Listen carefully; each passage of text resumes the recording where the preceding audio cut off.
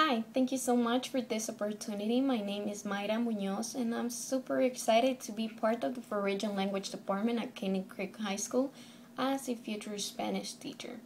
Today, I will be using my first period of class as an example of how I'm gonna meet the needs of my students whenever I'm teaching them. In this class, I have 27 students. Of those 27, 13 are females and 14 are males.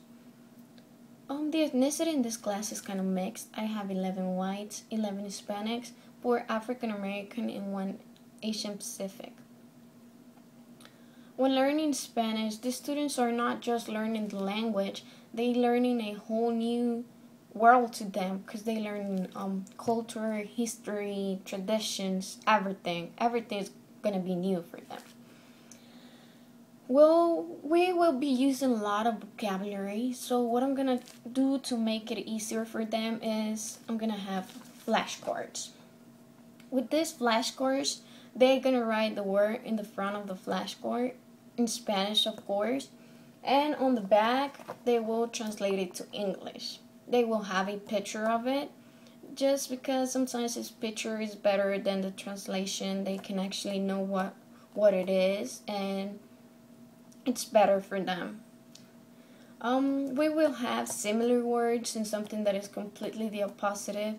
This is just to increase their vocabulary. This will help them know what the word means and know how to write it.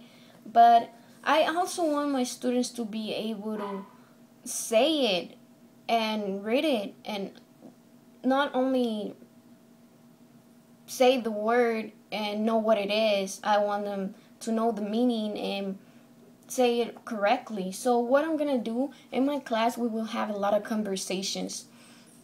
And to make my students participate, I will be using some coupons. This will help me in 3 things.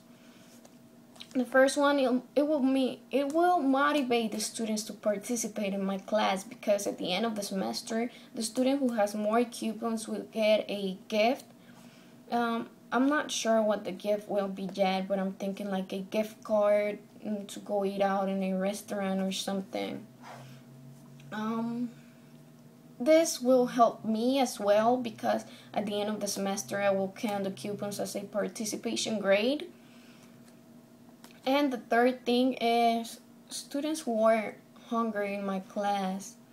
At the end of the class, they will, if they're like 3 coupons or more, they can get a granola bar or an apple or banana or something. The reason why I'm doing this is because I noticed 12 of my students have either free lunch or reduced lunch. So I don't know how many of them are eating at home, or I don't know if they're gonna be hungry at class, or if they're not going to be paying attention to me or anything like that. So this will help me. When reading, I have 11 of my students who are at the low level. What I'm going to do with them is partner them with the students who are at the level or above, so they can try to help each other. And I will be working with them. With my low-level readers, I will work one-on-one. I will call them to my desk and ask them to read to me, so they don't have to do it out loud and having other kids making fun of them or things like that. I will also work with the comprehensive part when reading. I know it's going to be a completely new language, so it's going to be harder for them to understand what they are reading. In this class, I have 3 ELL students. I will provide all my students with dictionaries. But with these 3 ELL, they're Hispanic, so I'm not going to have a problem with them in my class. I'm assuming they already know the language. What I'm going to do with them instead is try to help them learn English. I will be using the flashcards as well, but instead I will try to do like the positive with them, write the word in English, translate it to Spanish, have the picture, and same thing with the vocabulary, so I can make them like increase their vocabulary in English, and they can like try to understand I will partner them with other students that doesn't speak Spanish but they speak English, and this student is gonna speak Spanish but he's learning English, so they will try to help each other better. They will either have to speak each other language to communicate, and I think this will help them. In this class, I have two students with dyslexia. What I'm gonna do with them is just make them work as teamwork, partner them. The reason why I'm doing this is because they in the same situation, so I think they understand each other better. I will try to meet their needs. If they either need the letters bigger on the test or with blood, or if they need it in a different color just to make it easier for them, I will try to find out if they need any type of material to be able to read. I'm not sure if the school provides that material, but if they don't, I will try to get the material on my own and just have it in class for other future students that will be in the same situation. I also have 3 gift talent students. I'm not sure what's the situation with them. I will figure it out and try to meet their needs as soon as I'm in the classroom. I have 3 special ed students. Two of them have learning disabilities. What I'm gonna do with them is just try to work one-on-one with them.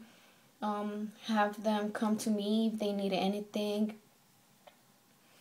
and work as much as possible one-on-one with them, either before, after class, or even after school. Make them stay to tutorials if I see them struggling with my class. I have one physical disabled student. I'm not sure what's the situation with her, but I will try to accommodate my room to her convenience and make it as much comfortable to her. With all of my students, I will have tutorials after class at least twice a week. Even if they don't need tutorials, but they just want to improve in the class, I will be there for them. I'm not going to be only there for the students that need me, but as well for the ones that want to make themselves better. I will provide all my students with dictionary from English to Spanish and Spanish to English. And I'll be there for my students. Well, thank you so much for this opportunity, and I'm looking forward to meet my students on Monday and start working with them.